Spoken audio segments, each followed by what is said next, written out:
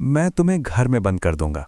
तुम इस जीवन से कभी नहीं बच पाओगे, सिर्फ इसलिए क्योंकि उसके घायल पैरों की वजह से उसके परिवार ने उसे छोड़ दिया था और बारिश में उसकी मौत हो जानी चाहिए थी। लेकिन मैं, एक मामूली किरदार जो किताब में आ गया, उसे घर लाने के लिए अपनी सारी बचत खर्च कर दी। तुम्हें मुझे छूने की इजाज़त किसने दी?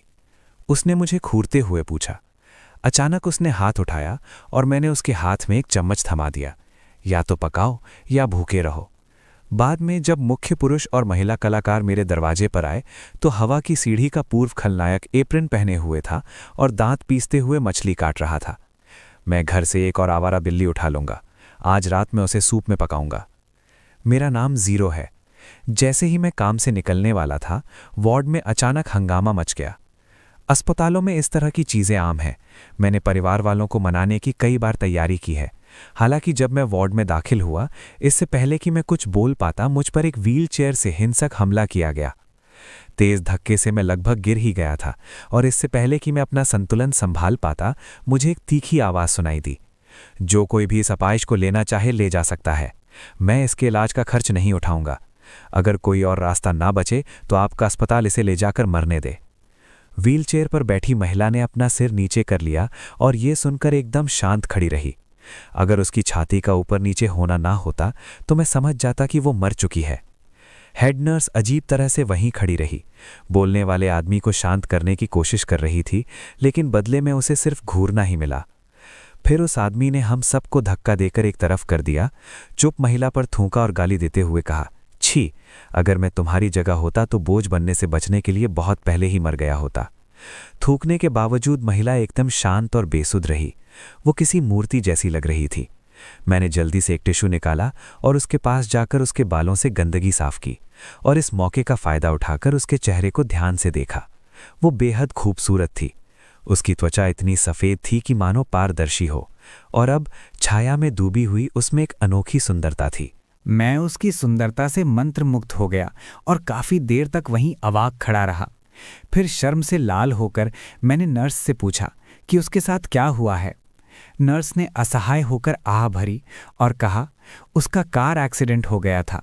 उसकी नसें क्षतिग्रस्त हो गई हैं और उसके दोनों पैर विकलांग हो गए हैं। अब कोई उसकी देखभाल नहीं करता और उस पर लगभग 10,000 युवान का मेडिकल बिल बकाया है। उसके चाचा भी भुगतान करने से इनकार कर रहे हैं। मैंने उस महिला को ध्यान से देखा, अपना फ़ोन निकाला, अपना बैलेंस चेक किया और मन बना लिया। मैंने उस आदमी से कहा, आप उसे नहीं चाहते हैं ना, तो मैं उसे ले जाता हूँ। मेरी बात सुनकर नर्स चौंक गई। क्या कहा तुमने? मैं धीरे से हंसा। कुछ नहीं, मेरे पास पर्याप्त पैसे हैं। उसने मेरी ओर देखा। उसकी आंखों में अस्वीकृति थी। दुनिया में इतने सारी बीमार लोग हैं, तुम उन सबके मेडिकल बिल तो चुका नहीं सकती है ना? वैसे भी तुमने अभी अभी ग्रेजुएशन किया है, तुम्हें पहले अपना खर्च खुद उठाना चाहिए। ये सुनकर व्हीलचेयर पर बैठी महिला थोड़ी हिली। मैंने लापरवाही से अपना सिर झटक दिया। चिंता मत करो, मुझे पता है मैं क्या कर रही हूँ। मैं बस इसी एक आदमी को जानती हूँ। मैंने ताना मारा। मैंने पहले कभी किसी को विकलांग व्यक्ति को घर लाते नहीं देखा। अगर तुम्हें वो पसंद है तो उसे ले जाओ और मुझे फिर परेशान मत करना। इतना कहकर मैं मुड़ी और चली गई। डर लग रहा था कि कहीं मैं उसका पीछा ना कर लूं और फिर से इस झंझट में ना फंस जाऊं। व्हीलचेयर पर बैठी महिला को देखकर मैं आह भरे बिना नहीं रह सकी। इस किताब में आने के बाद से 20 साल से ज़्यादा समय से मैं एक राहगीर की तरह सावधानी से जी रही हूँ, हर चीज़ से बचती रही हूँ। कहानी के मुख्य पुरुष और महिला किरदारों से जुड़ी हर चीज़ का अंत इस बात से हुआ कि मैंने एक खलनायक दाबाओ को उठाकर उसे घर ले आई। कभी घमंडी और सुविधा संपन्न रहा वो नौजवान अब 10,000 युवान में मेरे द्वारा वापस खरीदा गया था। जब हम घर पहुंचे तब भी उसने मुझसे बात नहीं की। उस छोटे से किराए के कमरे में मैं ही अकेली थी जो खुद से बातें कर रही थी। तुम्हारा नाम क्या है? तुम्हारी उम्र कितनी है? क्या तुम्हें भूख लगी है? मैं तुम्हारे लिए खाना बना देती हूँ। उसने कोई जवाब नहीं दिया, बस अपना सिर नीचे करके अपनी सुन्न मजबूत टांगों को घूरती रही। मेरे पास कोई चारा नहीं था सिवाय इसके कि मैं उसके पास जाऊं और उसका सिर उठाकर उसकी धुंधली आंखों में देखते हुए उससे एक एक शब्द करके पूछूं, क्या तुम्हें भूख लगी है? वो मेरे इस व्यवहार से हैरान लग रही थी। उसकी पुतलियां सदमे से कांप रही थीं। थोड़ी देर बाद उसने आखिरकार खामोशी से जवाब दिया, वो 18 साल की थी। उसकी आवाज़ भारी थी, जैसे कोई जंग लगी जेब घड़ी हो, मानो उसने बहुत समय से बात न की हो। मैं एक पल के लिए स्तब्ध रह गया। फिर मुझे एहसास हुआ कि वो मेरे पिछले सवाल का जवाब दे रही थी, लेकिन उसने अभी तक ये नहीं बताया था कि वो क्या खाना चाहती है।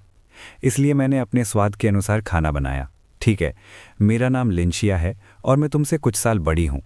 मैंने कल रात के बचे हुए चावल से अंडे डालकर एक बड़ा बर्तन भरकर फ्राइड राइस बनाया, उसे 2 कटोरियों में बांटा और उसे दे दिया। साइलेंस ने एक उंगली भी नहीं हिलाई। उसने अपना सिर दूसरी तरफ मोड़ लिया। मैंने हार नहीं मानी और कटोरी पकड़े रहा। पता नहीं कितना समय लगा, लेकिन मेरे हाथ इतने कांप रहे थे कि मैं मुश्किल से कटोरी पकड़ पा रहा था। आखिरकार उसने हाथ बढ़ाकर खाना लिया और उसे अपने बगल में मेज़ पर रख दिया, लेकिन फिर भी उसने नहीं खाया, बस चुपचाप अपना सिर नीचे कर लिया। मुझे थोड़ा गुस्सा आया। तुम किससे बहस कर रही हो? क्या तुम बच्ची हो? ठीक है, तुम खाना नहीं खाना चाहती हो तो मैं भी नहीं खाऊंगी। तुम खुद को भूखा रखोगी। उसने अचानक ऊपर देखा, मेरी तरफ जल्दी से एक नज़र डाली और फिर अपना पानी पी लिया। उसकी आंखों में संदेह, सदमा और दबी हुई भावनाएं थीं, लेकिन विश्वास नहीं था। मैंने अपना वादा निभाया और 2 दिनों से लगातार काम कर रहे अपने शरीर को घसीटते हुए देर रात तक उसके साथ समय बिताया। जैसे ही मेरे मुंह में मरोड़ उठने लगी और पेट में अजीब सी हलचल होने लगी, मेरे सामने मूर्ति की तरह खड़ी वो लड़की आखिरकार हिली। उसने अपने सूखे होठों को चाटा और कर्कश आवाज़ में बोली, क्या आप मुझे एक गिलास पानी ला सकते हैं? मैं लड़खड़ाते हुए खड़ा हो गया। संतुलन बनाने के बाद मैंने सिर हिलाया और उसे तिरस्कार भरे लहजे में पूछा, पानी पीने के बाद आपको ठीक से खाना भी तो खाना चाहिए, है ना? उसने हल्के से सिर हिलाया। तभी मैं बाहर गया और पानी की केतली उबाली और उसे देते हुए एक स्ट्रॉ पकड़ा दिया। मैंने उसके पानी खत्म होने का इंतज़ार किया, फिर धीरे धीरे चिकना, अब ठंडा हो चुका तला हुआ चावल खाया। वो खाते हुए मुझे देखती रही और जब उसने देखा कि मैं नहीं खा रहा हूँ तो उसने खाना बिल्कुल बंद कर दिया। उस पल वो बिल्कुल भी किसी निर्दयिका जैसी नहीं लग रही थी, बल्कि वो एक बेघर, गोदली हुई, असुरक्षित बिल्ली के बच्चे के जैसी लग रही थी। मैंने बेबसी से आह भरी, उसका चावल वापस छीन लिया, उसे वापस पैन में डाला, उसमें थोड़ा कटा हुआ मांस मिलाया, कुछ देर तक भुना और उसे वापस दे दिया। खा लो, मैं भी खा लूंगी। शेनमो ने कटे हुए मांस के साथ तले हुए चावल का कटोरा पकड़ा हुआ था। उसने आधे मांस के टुकड़े छीलकर मुझे दे दिए। जब मैंने उसकी तरफ देखा तो उसने फिर से अपना सिर नीचे कर लिया, मानो कुछ हुआ ही ना हो। ये व्यक्ति सच में अजीब है। जब सोने का समय हुआ तो मैं उसका कोट उतारने में मदद करना चाहती थी और उसे बिस्तर तक ले जाना चाहती थी। मेरे लिए ये उसकी देखभाल करने जैसा था। वो चलने फिरने में असमर्थ किसी भी अन्य मरीज से अलग नहीं थी, लेकिन वो व्हीलचेयर के आर्मरेस्ट को कसकर पकड़े हुए थी। उसका चेहरा लाल था और वो मुझे उसे बाहर ले जाने से मना कर रही थी। मैं खुद संभाल लूंगी, उसने कहा। मैं बाहें मोड़े उसे घूरती रही, हिलने से इनकार करती रही। मेरी निगाहों के नीचे वो लगभग पिघल गई। एक पल की चुप्पी के बाद उसने ऊपर देखा। उसकी आंखें नम और सूजी हुई थीं जैसे किसी कुत्ते की। अब मैं और बर्दाश्त नहीं कर सकती थी। मैंने आह भरी, मुड़ी और दरवाज़ा बंद कर दिया। अंदर से चीखने चिल्लाने की आवाज़ आई और कपड़ों के घिसटने की आवाज़। फिर एक दबी हुई धमक सुनाई दी, मांस की ज़मीन पर गिरने की आवाज़। इससे पहले कि मेरा हाथ दरवाजे की कुंडी तक पहुंचता, मैंने अंदर से एक रोती हुई आवाज़ सुनी, अंदर मत आओ, मुझे खुद करने दो, मैं 3 कदम पीछे हट गई, लेकिन कमरे पर नज़र रखी। कुछ देर बाद उसने कर्कश आवाज़ में कहा, ठीक है, अंदर आ जाओ। जैसे ही मैं अंदर गई, मैंने फर्श पर गंदगी देखी। कपड़े इधर उधर बिखरे हुए थे और एक व्हीलचेयर एक तरफ पलटी हुई थी। शेनमो मेरे छोटे से बिस्तर पर सिकुड़ी हुई थी। उसकी पीठ ठंडे पसीने से भीगी हुई थी और वो थोड़ी कांप रही थी। मैंने कुछ नहीं कहा, बस उसके पास गई और उसे कंबल उड़ा दिया, फिर कमरे को साफ करने के लिए मुड़ गई। मैंने उससे पूछा कि वो कल क्या खाना चाहती है और कहा कि मैं किराने का सामान पहले से खरीद लूंगी। उसने कोई जवाब नहीं दिया और मैंने उससे और कुछ नहीं पूछा। हर नया विकलांग मरीज ऐसा ही होता है। उन्हें अपनी विकलांगता को स्वीकार करने और मदद लेने के लिए मानसिक रूप से तैयार होने में समय लगता है। मैं उसकी बात समझती थी, लेकिन जिंदगी कोई उपन्यास नहीं है, इतना समय नहीं दिया जा सकता। वो नाजुक है, मैं उसे ज़्यादा से ज़्यादा 3 दिन और दूंगी। चाहे कुछ भी हो जाए, उसे खुद को संभालना होगा। गंदगी साफ करने के बाद मैं उस रात ज़मीन पर सोई। अगले दिन जब मैं उठी तो सूरज आसमान में काफ़ी ऊंचा था। सौभाग्य से छुट्टी का दिन था। वरना परेशानी हो जाती। मुझे अपने ऊपर एक अतिरिक्त कंबल मिला। शैनमो ने ही मुझे उससे ढका होगा। वो अभी भी उसी स्थिति में थी जैसे पिछली रात थी। मैंने शांति से उसे कंबल से बाहर निकाला। उसने काफ़ी समय से ठीक से खाना नहीं खाया था और काफ़ी समय से बीमार थी। उसकी हड्डियां बिल्कुल कमज़ोर हो गई थी। मैंने उसकी कोशिशों को नज़रअंदाज करते हुए उसे आसानी से उठाया और बाथरूम की ओर चल पड़ी। क्या तुम खुद कर सकती हो या मैं तुम्हारी मदद करूं? उसका चेहरा टॉयलेट सीट से टकरा गया और वो कुछ बोल नहीं पाई। मैं लगातार उसकी आंखों में देखता रहा। मैंने बार बार पूछा और आखिरकार उसने कमज़ोर कोमल आवाज़ में कहा, मेरी मदद करो, मैं अकेले नहीं कर सकती। इससे पहले कि वो अपनी बात पूरी कर पाती, मैंने कदम उठाया। शर्म से उसने अपनी आंखें बंद कर ली। उसकी आंखों से आंसू बह रहे थे, लेकिन अंत में उसने कुछ नहीं कहा। हमने सुबह शांति से बिताई। शैनमो अभी भी असहज थी और आखिरकार मैंने कपड़ों के ढेर में से चाकू निकाला। मैंने शांति से चाकू कूड़ेदान में फेंक दिया, लेकिन शैनमो भड़क उठी। क्या अब मुझे मरने का भी अधिकार नहीं है? उसका चेहरा लाल हो गया था और वो इतनी दर्द में थी कि उसने अपना संतुलन खो दिया। असहाय होकर अपनी व्हीलचेयर पर गिर पड़ी। सांस लेने के लिए हाँफ रही थी। मैंने उसे देखा और एक पल के लिए दया महसूस की, लेकिन मैंने तुरंत अपने दिल को कठोर कर लिया। शैनमो, मैं 10,000 युआन में तुम्हारी जान खरीद लूंगा। तुम वापस आ गई हो। तुम्हें अपनी मर्जी से अपनी जान लेने का कोई हक नहीं है। आत्महत्या, खुद को चोट पहुंचाना, खुद को त्याग देना, अपने प्रियजनों को दुख पहुंचाने और दूसरों को खुशी देने के अलावा तुम और क्या कर सकती हो? उसने आंखें बंद कर ली और दांत पीसते हुए बोली, मेरा कोई रिश्तेदार नहीं है। लेकिन क्या मैं तुम्हारी रिश्तेदार नहीं हूं? आखिर मैंने तुम्हारी जान बचाई है। वो कुछ नहीं बोली, बस चुपचाप अपने आंसू बहने देती रही। तुमने मुझे क्यों बचाया?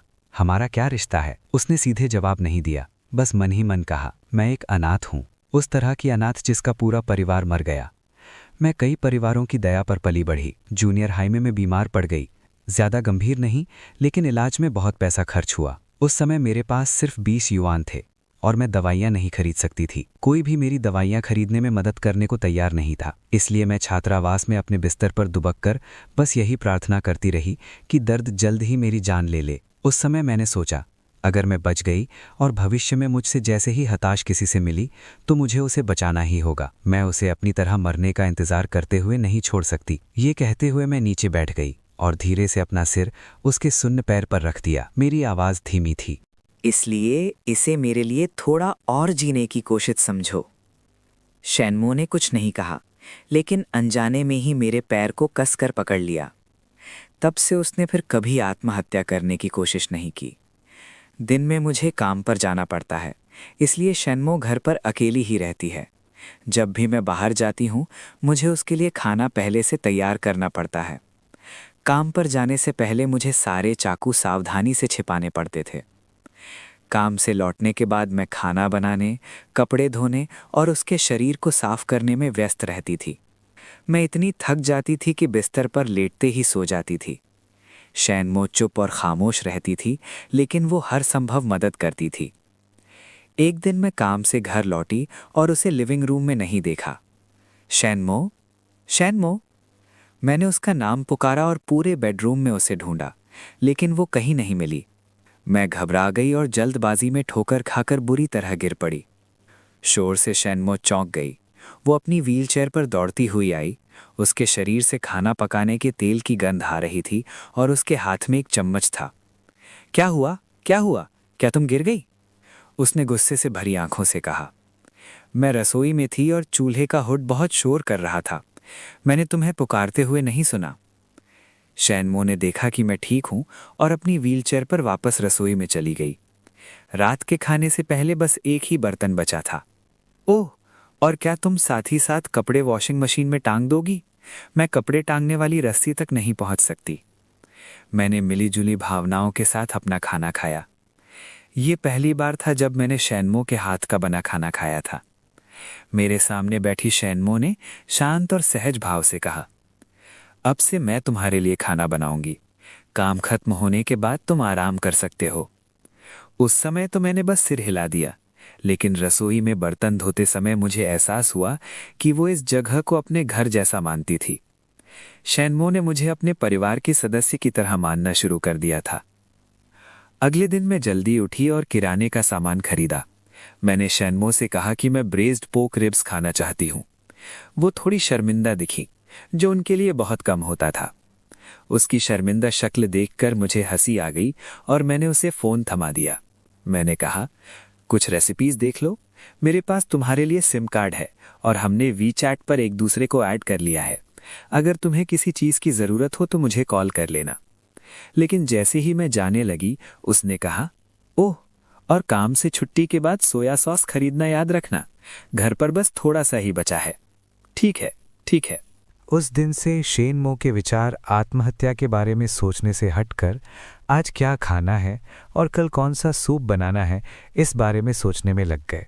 हमारी चैट हिस्ट्री में मुझसे खाने के बारे में और किराने का सामान और मांस खरीदना याद रखने के बारे में पूछे गए सवालों से भरी हुई थी। मैंने उसे एक क्रूर खलनायिका से एक गृहिणी में बदलते देखा और उसके चेहरे पर बढ़ती गुलाबी रंगत से पता चलता था कि कम से कम उसे इससे कोई आपत्ति नहीं थी। अब जीवन एक शाम खाने की मेज़ पर जब मैं पोक रिब सूप पी रहा था, मैंने उससे यूं ही पूछा, क्या तुमने कभी दोबारा खड़े होने के बारे में सोचा है? मेरा एक सीनियर सहपाठी है जो पुनर्वास तकनीकों में बहुत माहिर है। वो जल्द ही हमारे इलाके में आ रहा है। क्या तुम आना चाहोगी? इससे पहले कि मैं अपनी बात पूरी कर पाता, उसने ठंडे लहजे में चॉपस्टिक पटक दी। मैंने खाना खत्म किया और उसे गुस्से में चाहते हुए देखता रहा। कुछ बोल नहीं पाया।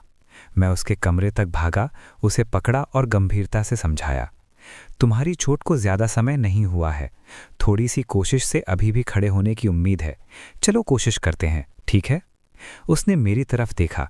उसकी आंखें धीरे धीरे लाल हो रही थीं और ठंडे लहजे में पूछा, क्या तुम मुझे विकलांग होने के कारण भी तुच्छ समझते हो? क्या तुम मुझे अब और नहीं चाहते? मुझे कभी उम्मीद नहीं थी कि वो मेरे शब्दों को इस तरह समझेगी। मेरा मतलब ये नहीं था, लेकिन तुम्हारा मतलब यही था। उसकी आंखों से आंसू बहने लगे, लेकिन उसने उन्हें पोंछा नहीं, बस ठंडे लहजे में मेरा मजाक उड़ाया और मुझसे भिड़ गई। कुछ समय तक हम एक गतिरोध में फंसे रहे। अचानक मुझे थोड़ी ऊब महसूस हुई। अगर आप यही सोचते हैं तो मैं कुछ नहीं कर सकता। आखिर मैं भी इंसान हूँ। काम के लंबे दिन के बाद मैं थक गया हूँ। चलो आराम करते हैं। और इस तरह हम दोनों के बीच अचानक एक तरह का शीत युद्ध शुरू हो गया। ऊपरी तौर पर सब कुछ पहले जैसा ही था। मैं काम करता रहा और वो खाना बनाती रही, लेकिन हम दोनों में से किसी ने भी कुछ नहीं कहा। कभी कभी तो हम 3 दिनों तक एक शब्द भी नहीं बोलते थे। उसने बड़ी मेहनत से जो वज़न बढ़ाया था, वो बिना उसकी जानकारी के गायब हो गया। वो फिर से चाकू को खाली निगाहों से घूरने लगी और हर रात उसे बुरे सपने आते थे। हर बार जब वो जागने की कोशिश करती तो चुप रहती। हमने कभी बात नहीं की। मुझे समझ नहीं आ रहा था कि उसके अतीत और उसके टालमटोल वाले रवैये के बारे में क्या करूं। मैं पहले से ही हर दिन काम से थका हुआ रहता था और फिर घर आकर उसका उदास चेहरा देखना पड़ता था। इससे मेरा दिल गुस्से से भर जाता था, लेकिन मुझे नहीं पता था कि किससे अपना गुस्सा निकालूं। तभी एक जोरदार धमाका हुआ, जिसके बाद कई और चटकने की आवाज़ें आईं। शोर इतना तेज था कि मैं अनदेखा करने का नाटक नहीं कर सकती थी। मैं दौड़कर बेडरूम में गई और शेनमो को ज़मीन पर पड़ा देखा। उसके चेहरे पर दबा हुआ दर्द साफ झलक रहा था। उसके चारों ओर कटोरे बिखरे पड़े थे और कुछ टुकड़ों से उसके गाल पर चोट लग गई थी। मेरा दिल फिर से दुख से भर गया और मैंने जल्दी से उसे उठाया, लेकिन उसने मुझे कसकर पकड़ लिया और मुझसे लिपट गई, जिससे मेरे लिए हिलना भी मुश्किल हो गया। मैंने चिड़चिड़ाकर कहा, तुम क्या कर रही हो? क्या तुम मरना चाहती हो? क्या मुझे जीना चाहिए? शेनमो की आंखें लाल हो गईं। मुझे सच में नहीं पता था कि उसके जैसी खलनायिका में इतने आंसू कहाँ से आते हैं। वो मेरे ऊपर झुक गई।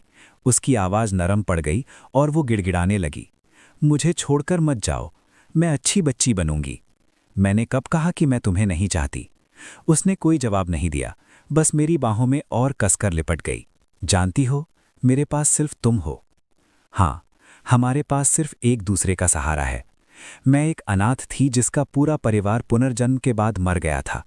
वो एक अपाहिज खलनायिका थी जिसे सबने त्याग दिया था। वो मेरी बाहों में दयनीय भाव से सिर हिलाती रही और जल्द ही सो गई, लेकिन उसकी पकड़ बहुत मजबूत थी। मैं चाहे कुछ भी कर लूं, उसे छुड़ा नहीं पा रहा था। ये अजीब था, इतनी पतली सी दिखने वाली किसी की पकड़ इतनी मजबूत कैसे हो सकती है। हमारी बातचीत के बाद उसकी हालत में काफी सुधार हुआ। एक बार उसने हठपूर्वक पकड़ रखा था। छुरी ने ताना मारा, छोटी मछली, अंदाजा लगाओ आज मैं तुम्हारे साथ क्या करने वाला हूं। भाप में पकाऊंगा या प्याज के साथ भूनूंगा, तुम चुनो। मैंने जानबूझकर ऊंची आवाज में कहा, मैं प्याज के साथ भूनूंगा। प्याज के साथ भुनी हुई छोटी मछली मैकरल पकौड़ी के साथ सबसे अच्छी लगती है। शेनमो ने असहाय होकर मेरी ओर देखा, फिर मछली का सिर काट दिया। मूल कहानी में खलनायिका दूसरी नायिका ने नायिका की मां को मार डाला था। कथानक के अनुसार पैर खोने के बाद नायिका को उसे मानव ढाल बनाकर घसीट कर ले जाना चाहिए था और उसे मर जाना चाहिए था। लेकिन अब एप्रन पहने शेनमो ने मुझसे ठंडे लहजे में कहा, आज जो मांस मैं लाई हूं वो ताज़ा नहीं है, तुम्हें पता है ना। मैंने अपनी नाक छुई और भरोसे से कहा, आज मैं काम से देर से लौटी। शेनमो ने ताना मारते हुए चीनी लहजे में कहा, काम से देर से लौटी या फिर बिल्ली को सहलाने में ज्यादा मजा आ रहा है। मैंने तुम्हें देखा। कैसे देखा? क्या तुम बाहर गई थी? उसने कुछ नहीं कहा, बस एक दूरबीन निकाली, पता नहीं मैंने कब खरीदी थी, और उसे खिड़की पर लगा दिया। पता चला कि वो काम से लौटने का मेरा रोज का रास्ता देख सकती थी। मेरी मुस्कान तुरंत और भी शर्मिंदगी भरी हो गई। उसने ताना मारते हुए ठंडे लहजे में ऐलान किया, आज तुम्हें ब्रेस्ड पोर्क रिब्स नहीं मिलेंगे। मैं चिल्लाने लगी, नखरे दिखाने लगी और चीखने लगी, नहीं शेनमो, तुम सबसे अच्छी हो, मुझे ब्रेस्ड पोर्क रिब्स से रिश्ता तोड़ने पर मजबूर मत करो। उसने ठंडी निगाहों से मेरी तरफ देखा, नाक सिकोड़ी और फिर खट्टी मीठी पोर्क रिब्स की एक प्लेट ले आई। मेरा चेहरा तुरंत बदल गया। ठीक है, मैं ब्रेस्ड पोर्क रिब्स से रिश्ता तोड़ सकता हूँ। खट्टी मीठी पोर्क रिब्स, चलो शादी कर लेते हैं। मेरा ये भाव परिवर्तन गिरगिट से भी तेज था, जिससे शेनमो हंस पड़ी। उसकी पहले की भावहीन आंखें अब धूप में नहाई हुई मानो जीवंत हो उठी थीं। खिड़की के पास रखा हरा पौधा भी चुपचाप नई कलियां उगा चुका था, हवा में धीरे धीरे झूल रहा था, मानो जीवन से भरपूर हो। एक गर्मी की रात अचानक मूसलाधार बारिश शुरू हो गई। मैंने बाहर मूसलाधार बारिश को देखा। टैक्सी न मिलने की चिंता में और इलेक्ट्रिक स्कूटर से घर जाना तो नामुमकिन था। मैं अभी यही सोच ही रहा था कि बारिश में ही दौड़कर घर जाऊं या नहीं, तभी कुछ हॉर्न की आवाज़ ने मेरा ध्यान खींचा। मैंने ऊपर देखा तो मेरे विभाग का एक डॉक्टर अपनी कार से मुझे हाथ हिला रहा था। उसने चिल्लाकर कहा, अंदर आ जाओ, मैं तुम्हें घर छोड़ दूंगा। मैं कंधे पर बैग लटकाए बारिश में भागी और उसने मुझे कार में खींच लिया। अरे बाप ले, इतनी तेज बारिश हो रही है, क्या हम चलें? हम दोनों को घर जाने का रास्ता नहीं पता था। कोई बात नहीं, हम सब सहकर्मी हैं। घर पहुंचकर मैंने उसे ऊपर बैठने के लिए बुलाया। हम रास्ते भर बातें करते और हंसते रहे। इससे पहले कि मैं दरवाज़ा खोल पाती, वो अंदर से खुल गया और शेनमो मेरे सामने आ गया। वो चिंतित दिख रहा था, लेकिन जब उसने मेरे बगल में मेरे सहकर्मी को देखा तो उसका चेहरा एकदम ठंडा पड़ गया। उसने दरवाजे पर खड़े होकर ठंडे स्वर में पूछा, ये कौन है? मेरे सहकर्मी ने अपना सिर खुजाया, मुस्कुराया और पहल करते हुए अपना हाथ बढ़ाया। नमस्ते, मैं लिनशिया का सहकर्मी हूं। मैंने आपसे कुछ नहीं पूछा।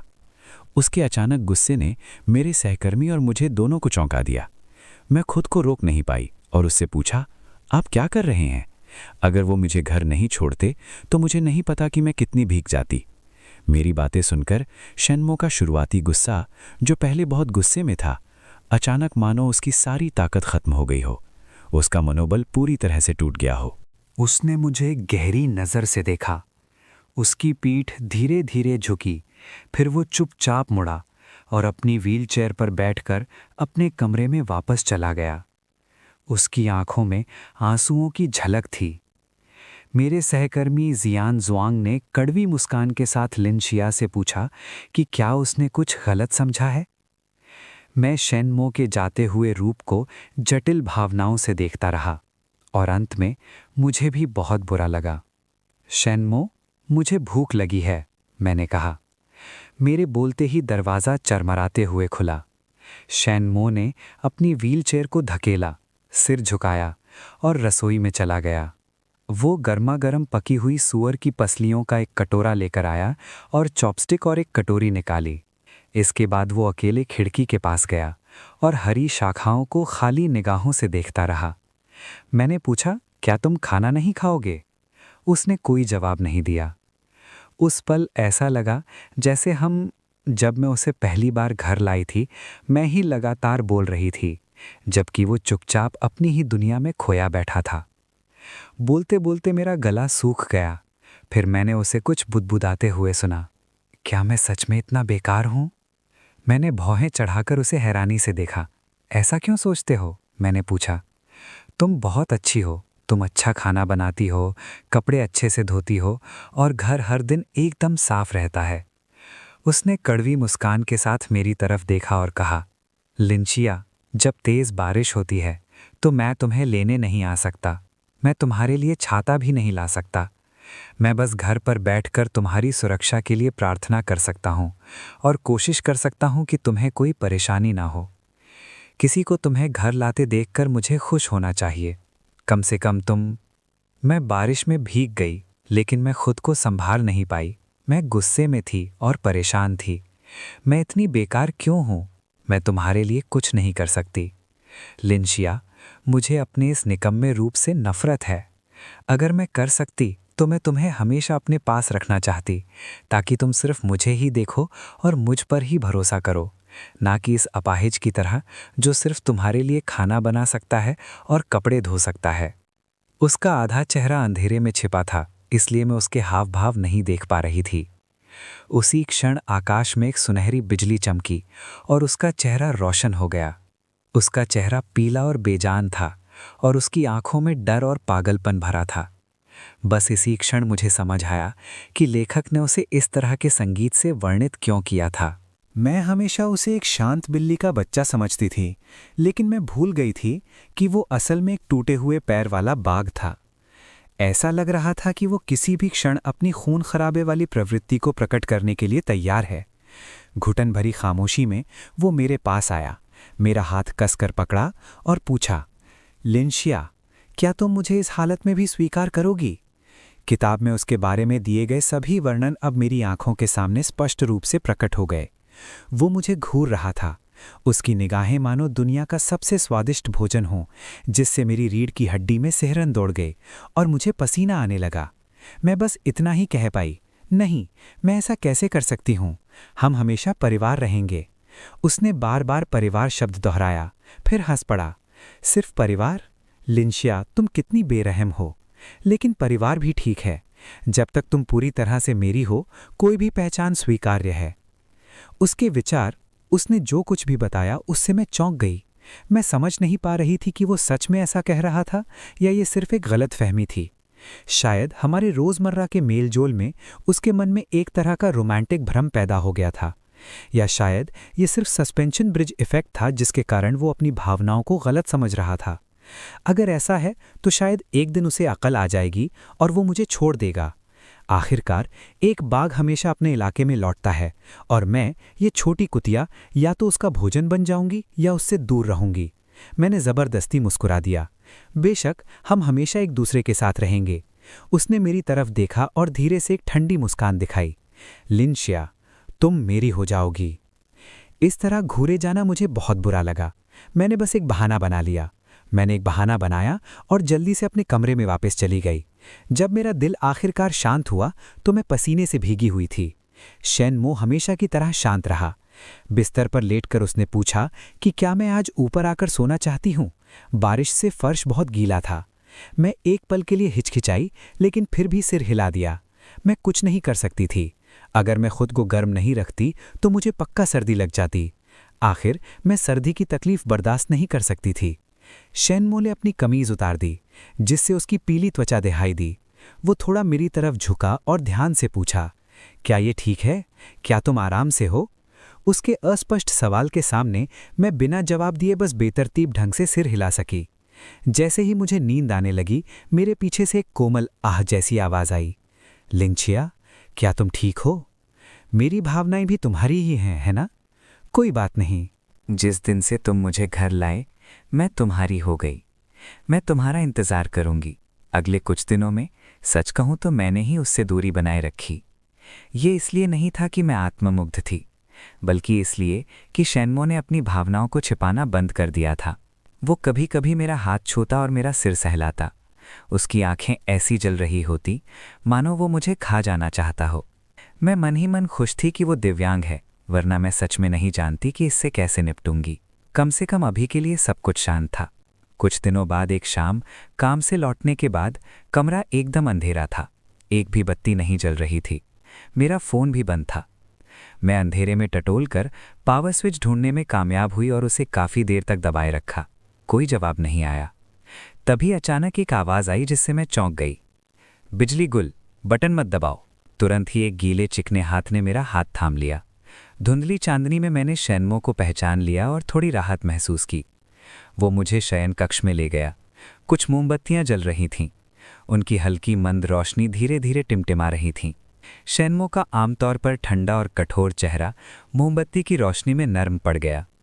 उसने टिमटिमाती मोमबत्ती की रोशनी में मेरी आंखों में देखा और हमारी निगाहों के बीच धीरे धीरे एक हल्की गर्माहट फैल गई।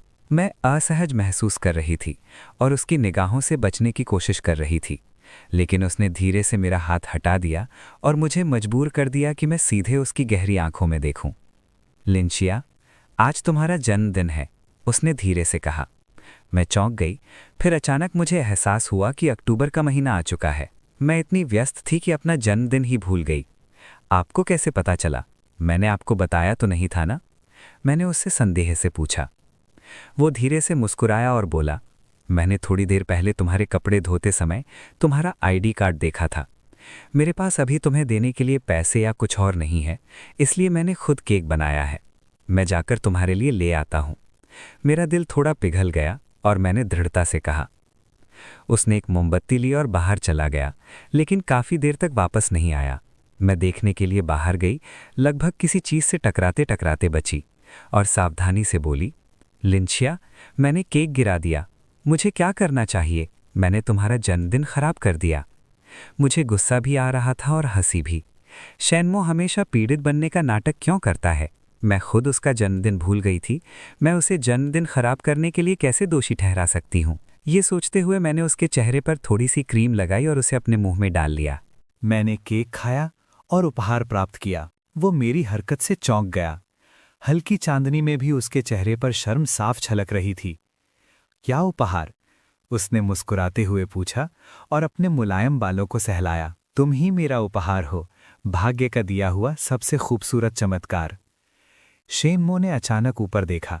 उसकी आंखें चमक उठी और उसने मुझे देखा। उस पल उसका सारा दिखावा गायब हो गया था। तो तुम भी मेरी तरफ आकर्षित हो, है ना? मैंने चुपचाप सिर हिलाया। तो मैं तुम्हारे बगल में खड़े होने के लायक हूं ना? उसने फिर पूछा। मैंने आह भरी और उसे जबरदस्ती गोद में उठा लिया। तभी बिजली वापस आ गई और कमरा तुरंत रोशन हो गया। उसका जानबूझकर झुकना अब साफ दिखाई दे रहा था। मुझे हंसी भी आ रही थी और गुस्सा भी। मैंने धीरे से उसके माथे पर उंगली मारी। ठीक है, मैं तुम्हें नहलाने ले चलती हूँ। वो शर्मा गया और अपना सिर नीचे कर लिया। मजबूरी में मान गया। ये स्नान तो बहुत ही कष्टदायक था। हम पहले भी साथ में नहा चुके थे, लेकिन आज का माहौल कुछ अलग ही था। उसका चेहरा उबले हुए झींगे की तरह लाल हो गया था। वो छटपटा रहा था। वो इतना शर्मीला था कि जब तक मैं उसे उठाकर बिस्तर पर नहीं ले गई, उसने मेरी तरफ देखा तक नहीं। तभी उसने हिम्मत करके अपना हाथ मेरे कंधे पर रखा। उसकी शर्मीली, लगभग नखरीली सी शक्ल देखकर मैं बेबस होकर अपना सिर नीचे करके अपना माथा उसके माथे से लगा दिया। ठीक है, मैं तैयार हो जाती हूँ, पहले मुझे छोड़ दो। उसने मना कर दिया, अपना सिर पीछे झुकाकर मेरी तरफ मुस्कुराते हुए। मुझे एक चुंबन दो, मैंने बनावटी मुस्कान के साथ कहा। शैनमो, अपनी किस्मत को ज्यादा मत आजमाओ। शैनमो ने मासूमियत से कहा, धीरे से झुककर मेरा हाथ चाटा। उसने धीरे से पुकारा। बेबस होकर मैं नीचे झुकी और धीरे से उसके माथे पर चुंबन किया। ठीक है, मैं तुम्हें कल पुनर्वास केंद्र ले जाऊंगी, ठीक है? उसके चेहरे की खुशी पल भर में गायब हो गई। उसका चेहरा उदास हो गया। वो मना करने ही वाला था कि मैंने उसे एक वाक्य में चुप करा दिया। क्या तुम मेरे साथ व्हील चेयर में शादी की तस्वीरें खिंचवाना चाहते हो? बिल्कुल नहीं, उसने झट से कहा। तो फिर आप पुनर्वास केंद्र क्यों नहीं जाते? ठीक है, मैंने कहा। पुनर्वास की प्रक्रिया लंबी और कष्टदायक होती है। उसके लिए जो कभी स्वर्ग का गौरवशाली पुत्र हुआ करता था, दूसरों के सामने बार बार गिरना और उठना निस्संदेह एक क्रूर परीक्षा थी। उसके पैर जो कभी सुन्न थे, अब दर्द से भरे हुए थे। उसे इतना दर्द होता था कि वो अक्सर आधी रात को जाग जाता था और खिड़की से बाहर चांद को निस्संकोच देखता रहता था।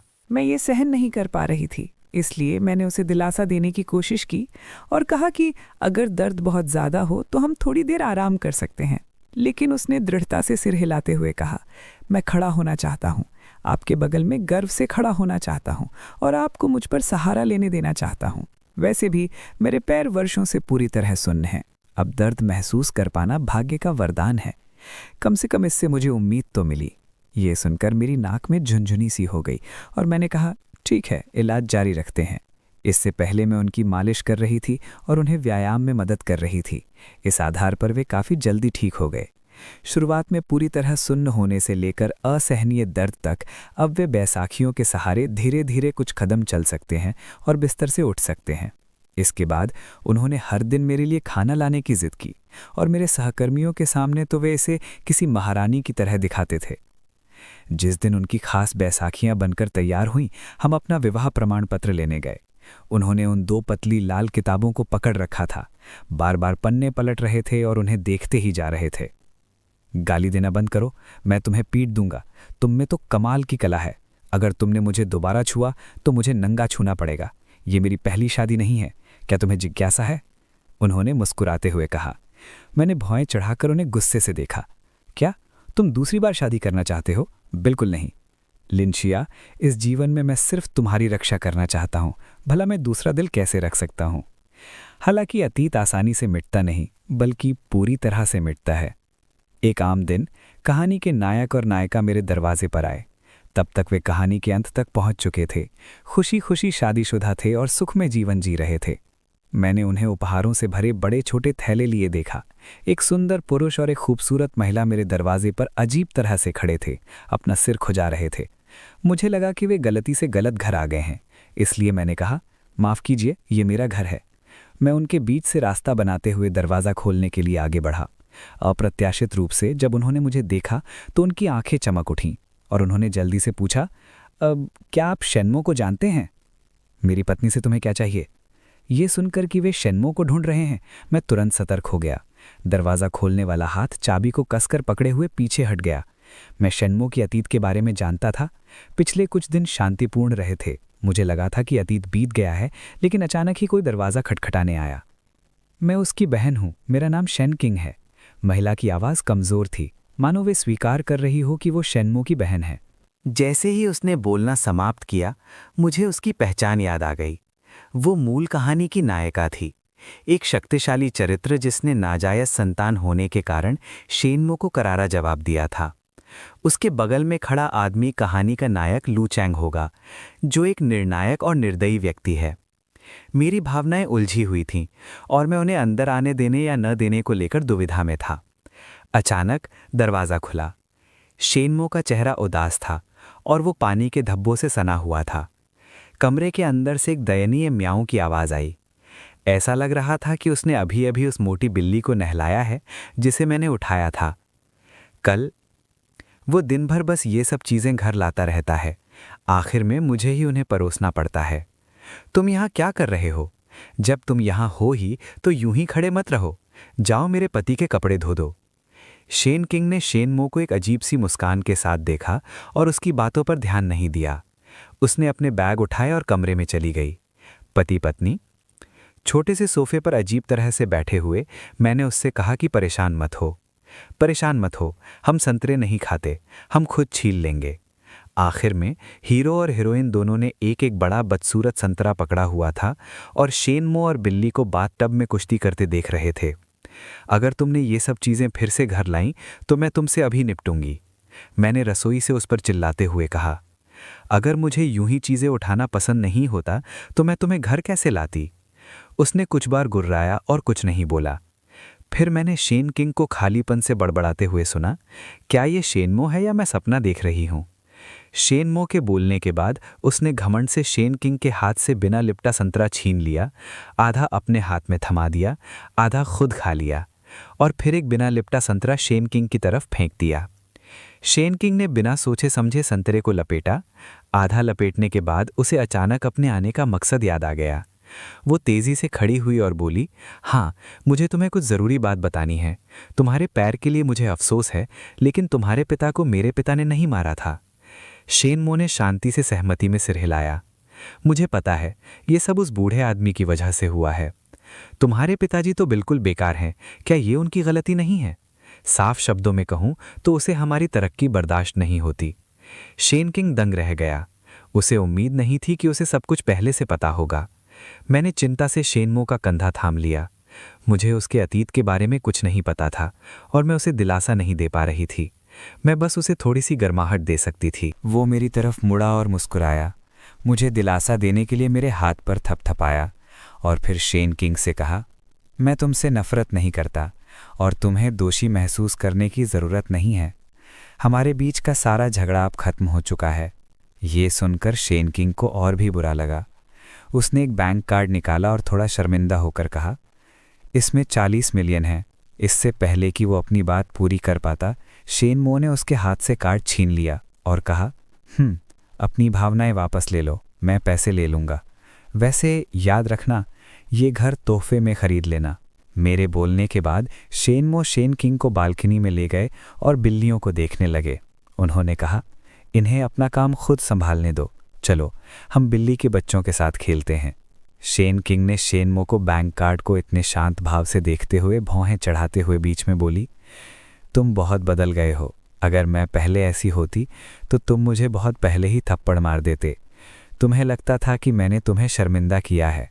शेनमो ने 2 बार नाक से कोड़ी, बैंक कार्ड एक तरफ रख दिया और अपने बगल में रखी शादी की तस्वीर देखने लगे। तस्वीर में पति पत्नी मीठी मुस्कान लिए हुए थे। अब मेरी शादी हो गई है, मुझे अपने पति के सुखी जीवन का ख्याल रखना है। अब इज्जत बचाने का कोई फ़ायदा नहीं। चेहरा पति और बच्चों का बोझ नहीं उठा सकता। बोलते हुए उन्होंने मेरी तरफ देखा, जो मानो किसी बिल्ली के बच्चे से खेल रही थी, और हल्के से हंसे। वैसे क्या तुम भी ऐसे ही नहीं हो? ये सुनकर शेन किंग की भौहें तन गईं। प्यार कितनी अजीब चीज़ है। ये लोगों को डरपोक और साहसी दोनों बना देता है और यही उनकी कमज़ोरी भी बन जाता है। इससे पहले कि वे अपनी आहें पूरी कर पाते, मैं खुद को रोक नहीं पाई और चिल्ला पड़ी, बस इतना ही? अगर हो गया है तो जल्दी से कुछ खाना बनाओ। क्या तुम चाहते हो कि मैं भूख से मर जाऊं? समझे? मैं अब खाने जा रही हूं। खाना खत्म करने के बाद वे जाने ही वाले थे कि मैंने उत्साह से शेनमो द्वारा बनाए गए पकवानों का एक गुच्छा उनके हाथों में थमा दिया और कहा, कभी फिर आना। लेकिन शेनमो ने उदास चेहरे से मना कर दिया, हम तीनों ही काफ़ी हैं। अगर तुम इतने और लोगों को ले आओगी तो हम सबको खाना नहीं खिला पाएंगे।